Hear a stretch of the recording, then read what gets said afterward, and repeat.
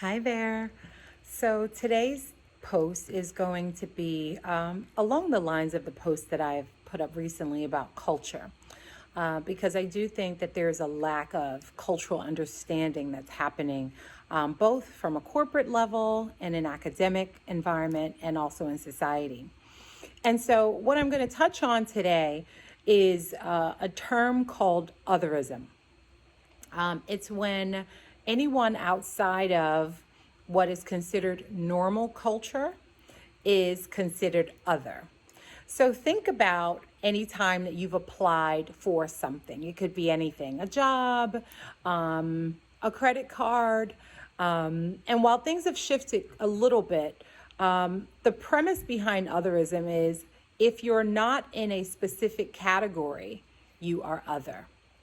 If you don't follow the social rules, this social contract that many of us never signed, but we're a part of it nonetheless, that you're considered other. And unfortunately, when you're in that other category, you're not included.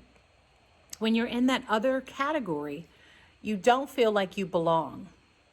And so part of my commentary today is for us to start to be very cognizant of being othered in environments, right? You can think about microaggressions, micro insults, and some will say, well, you're being too sensitive.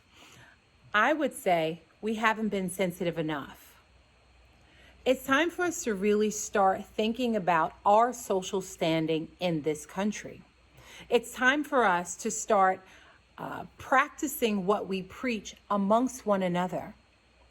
It's time for us to not second guess ourselves when we think that something is happening that doesn't feel good, or there's an experience that doesn't make us feel like we're wanted or visible.